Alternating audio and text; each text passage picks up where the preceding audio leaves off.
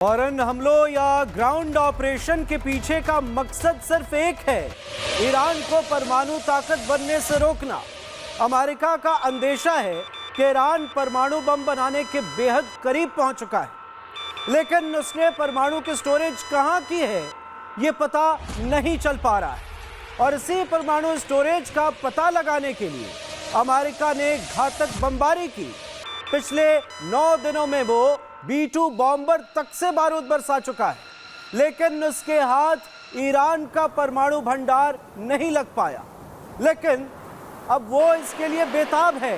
Trump क्यों छटपटा रहे हैं, आपको एक रिपोर्ट दिखाते हैं, आप समझ जाएं।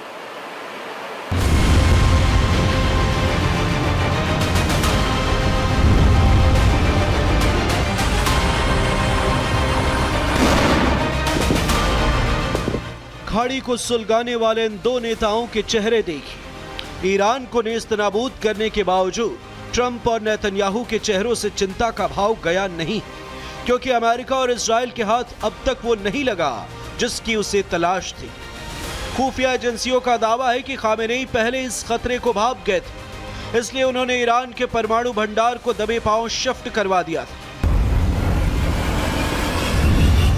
यही परमाणु भंडार ट्रंप की चाहत है, हसरत है, और इसे पाने के लिए ही वो ईरान का जर्रा जर्रा दहला रहे हैं। लेकिन इतने भीषण हमलों के बावजूद अमेरिका और इजराइल के हाथ खाली हैं,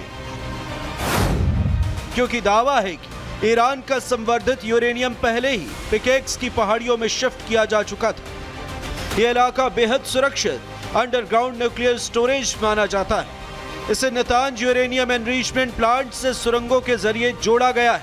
पहाड़ी की तलहटी में करीब 328 फीट नीचे स्टेजिंग एरिया बनाया गया है। इसी जगह पर संवर्धित यूरेनियम स्टोर होने की बात कही जा रही है। रिपोर्ट्स के मुताबिक यहां करीब 400 किलो यूरेनियम रखा गया है।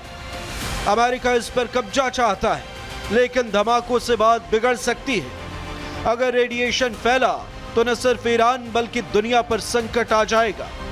इसी वजह से ग्राउंड ऑपरेशन की बात की जा रही है। सैनिकों को भेजकर यूरेनियम हटाने का विकल्प देखा जा रहा है। माना जा रहा है कि एयर स्ट्राइक की आड़ में मिशन चल सकता है। इससे यूरेनियम भी कब्जे में आएगा और जोखिम भी कम होगा।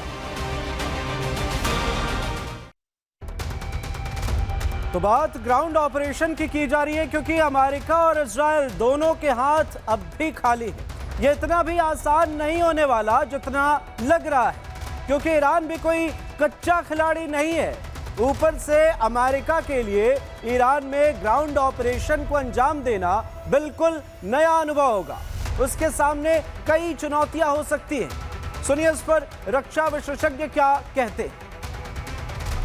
ईरान की ज्योग्राफी कुछ ऐसी है कि वहाँ पे ग्राउंड इन्वेशन करना बहुत ही डिफिकल्ट है। आज तक कोई देश वहाँ ऐसा नहीं कर पाया, अलावा मंगोल्स के 6वीं-7वीं शताब्दी में। दरअसल में ईरान 3 तरफ से जागरोत पर्वत की एक न टूटने वाली श्रृंखला से घिरा हुआ है। वहाँ की पेचीदगियां सिर्फ वहाँ रहने वाले कुर्द जानते हैं या ईरानी जानते हैं, अमेरिका नहीं जानता। और अमेरिका अगर उनको क्रॉस भी कर लेता है तो उसके बाद वहाँ पे एक मरुस्थल है, एक रेगिस्तान है जिसमें फंस के रह जाएंगे। और दूसरी बात यह कि ईरान का जो आवाम है वो अमेरिका के खिलाफ है। वहाँ की बची कुची आर्मी भी लाखों में है, और उस आर्मी को कंट्रोल करना, उसके ऊपर विजय हासिल करना अमेरिका के लिए मैं समझता हूँ डिफिकल्ट होगा, और ये भारी पड़ेगा अमेरिका के ऊपर।